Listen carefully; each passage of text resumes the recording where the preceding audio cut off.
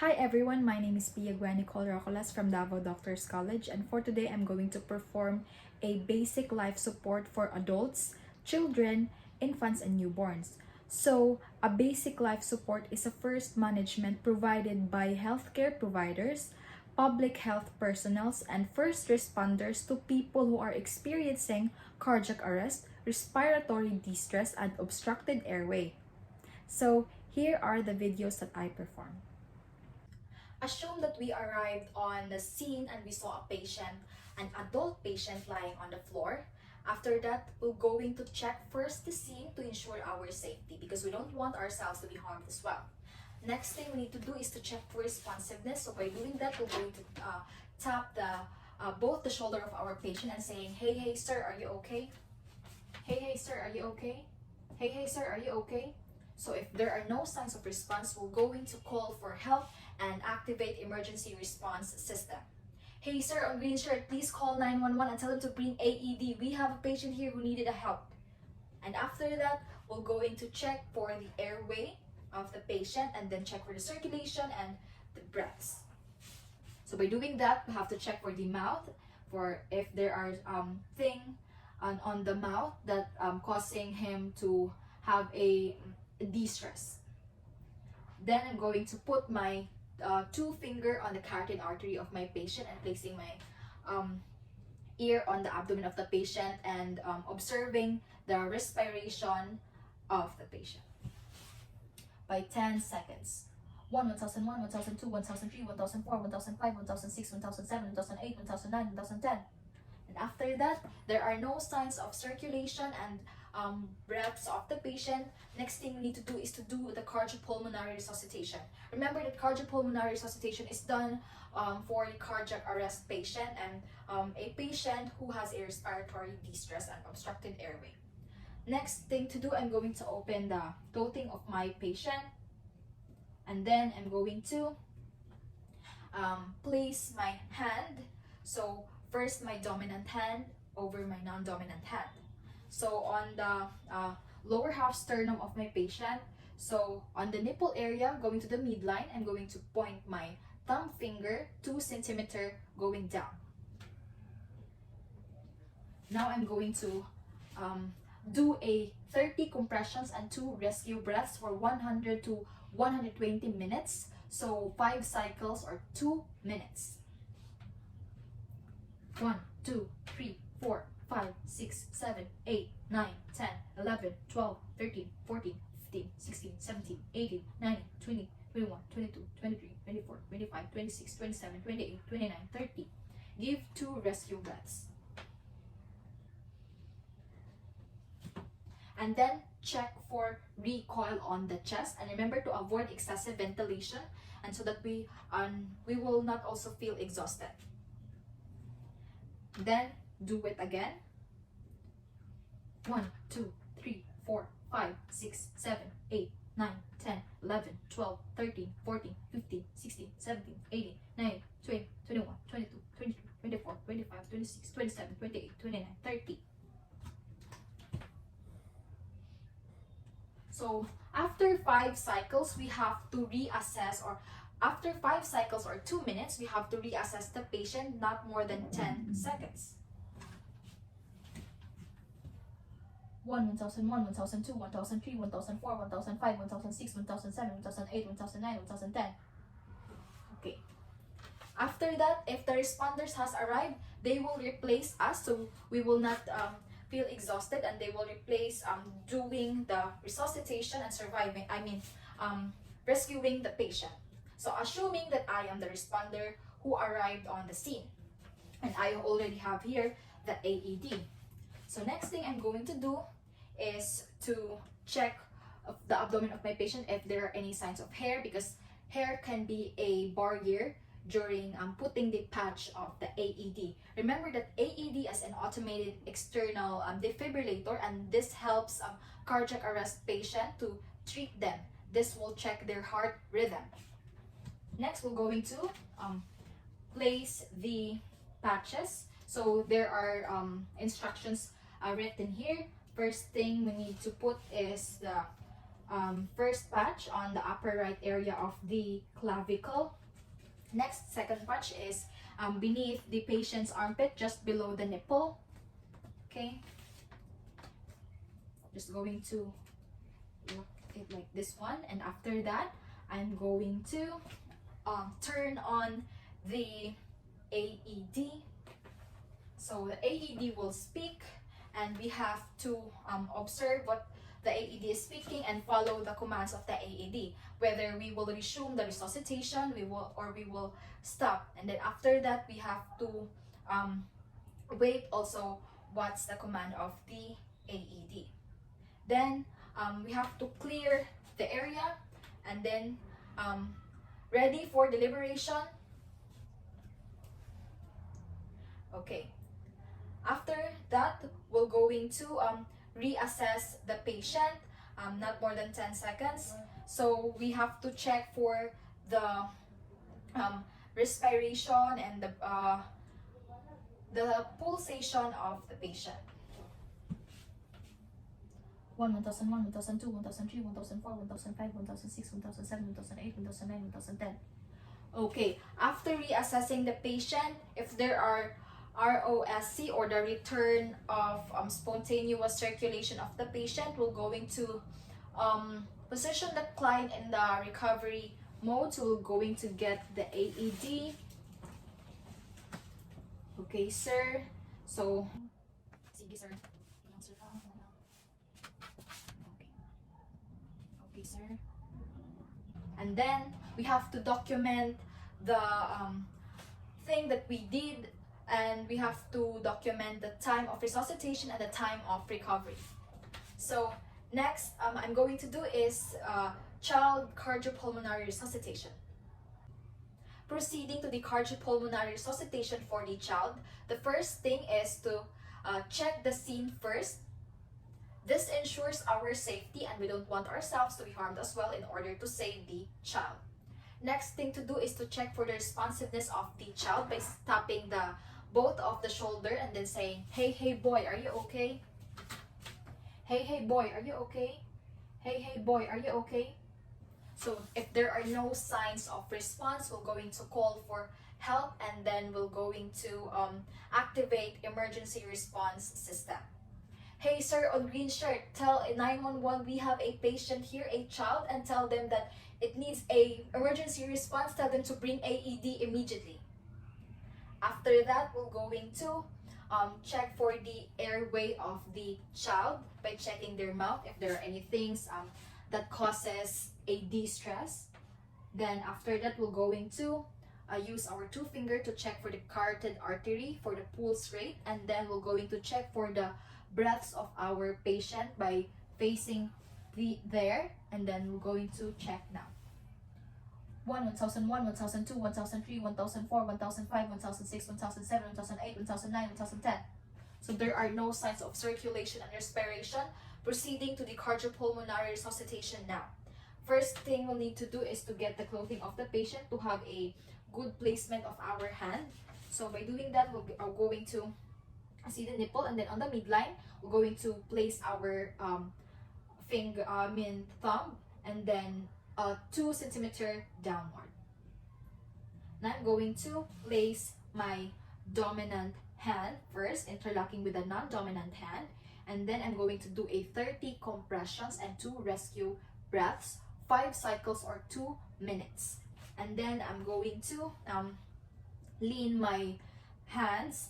Now going to do the cardiopulmonary resuscitation. 1, 2, 3, 4, 5, 6, 7, 8, 9, 10, 11, 12, 13, 14, 15, 16, 17, 18, 19, 20, 21, 22, 23, 24, 25, 26, 27, 28, 29, 30. And 2 rescue breaths. Again, do it 5 cycles. 1, 2, 3, 4, 5, 6, 7, 8, 9, 10, 11, 12, 13, 14, 15, 16, 17, 18, 19, 20, 21, 22, 23, 24, 25, 26, 27, 28, 29, 30. Remember to avoid excessive ventilation. And after that, after 5 cycles, we need to check for to reassess the patient's pulse rate and breaths. 1001, 1002, 1003, 1004, 1005, 1006, 1007, 1008, 1009, 1010. Assuming that the responders has arrived and they're going to replace me so that I can take my rest, and then they will do the resuscitation. So assuming that I am the responder who arrived together with the AED, next thing I'm going to do is to check for the abdomen of the patient for any signs of hair, because again, hair creates a barrier during delivering of the electric shock on the patient. Next thing to do is to place carefully and correctly the patch of the AED. First is in the upper right area of the clavicle, and then for the next one is beneath the patient's armpit, just below the nipple area. Okay. Next thing I'm going to do is to turn on the AED.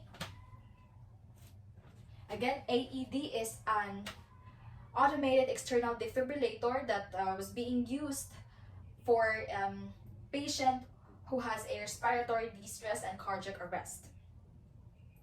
Next thing, we have to wait for the command of the AED, whether to resume the resuscitation, to stop, and then it will also read the rhythm of the heartbeat of the patient. Now, clear away the area, deliberation of the AED. Okay. And after that, we're going to reassess for the patient if the patient has a normal circulation now.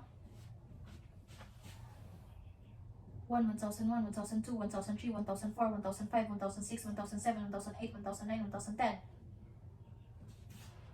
So if the patient has its ROSC, we'll need to position the client on a recovery position. Okay? So I'm just going to get the AED. Then, okay boy, I'm just going to and after that, I'm going to position the child in recovery position.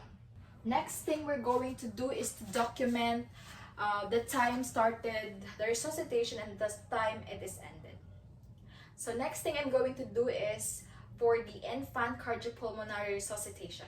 Proceeding to the infant's resuscitation, first thing to do is to check for the infant's Apgar score. This is done to determine the transition of the baby after going out to the mother's womb 1 to 5 minutes. So assuming that the baby's Apgar score is 4, so 1 to 6 needs an immediate resuscitation and 7 to 10 is a good score for the Apgar of the baby.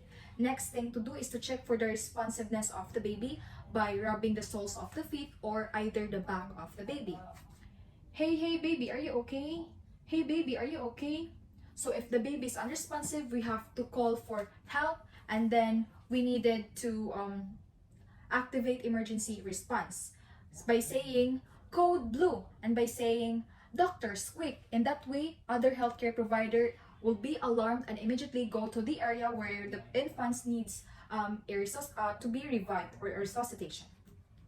Next thing to do is to open the airway of the baby, and then we're going to lift the baby's chin and assist it, and then we're going to assess the baby's head also. Then we're going to get the secretions by suctioning it. So this is done because it might be compromising the baby's airway. Okay, after that we have to provide a pressure ventilation or a positive pressure ventilation by using pediatric valve. It is initiated to determine if the baby is apneic and bradycardic. Then we're going to attach the cylinder and the bag valve mask. So I'm just improvising. So this is the cylinder and this is the bag valve mask. After that, we're going to cover the baby's mouth and nose by holding it to the mouth of the cylinder, and then we're going to use our 2 finger to assess the chin of the baby. So we're going to give the ventilation 1 to 3 seconds for 40 to 60 breaths per minute. And we're going to check for the chest to rise for each bagging. 1, 2, 3. 1, 2, 3. 1, 2, 3. 1, 2, 3. Okay, and then we have to have someone attach the cardiac monitor and the pulse oximeter. This is to determine the pulse of the baby and the heart rhythm of the baby. Then we have to do a gentle chest compressions if heart is still less than 60, and then if after 30 seconds doing the PPV. So by doing that, we're going to use our two hands or the two thumbs encircling the baby's body. But here I'm going to use my two hands. So I'm going to position my two hands on the lower nipple, on the midline to the lower nipple of the baby, and I'm going to do it a 1.5 inches, pushing it down to the baby's chest so that we will avoid fractioning the baby's rib cages. So next we're going to put our two finger on the baby's chest, giving 15 compressions and 2 rescue breaths. 1, 2, 3, 4, 5, 6, 7, 8, 9, 10, 11, 12, 13, 14, 15.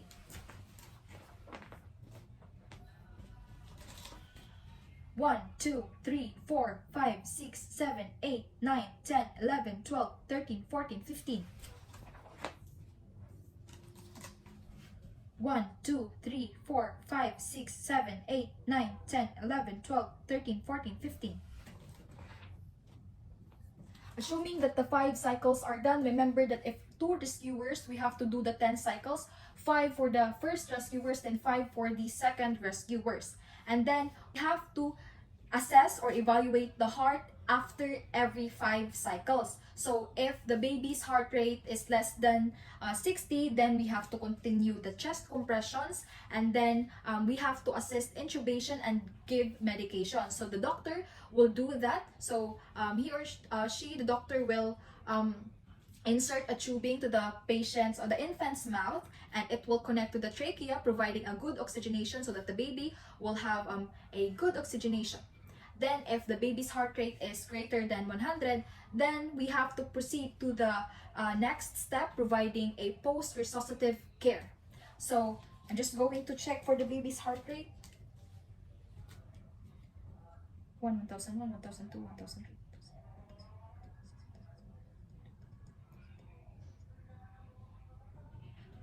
So the baby's heart rate is in good condition. Next to do is to do a post-resuscitative care.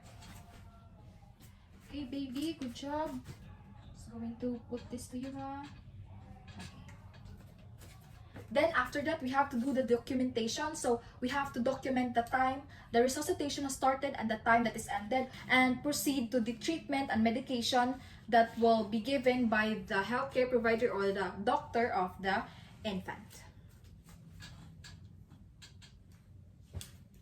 So that is all for my infant resuscitation. So thank you so much for watching, and God bless us always.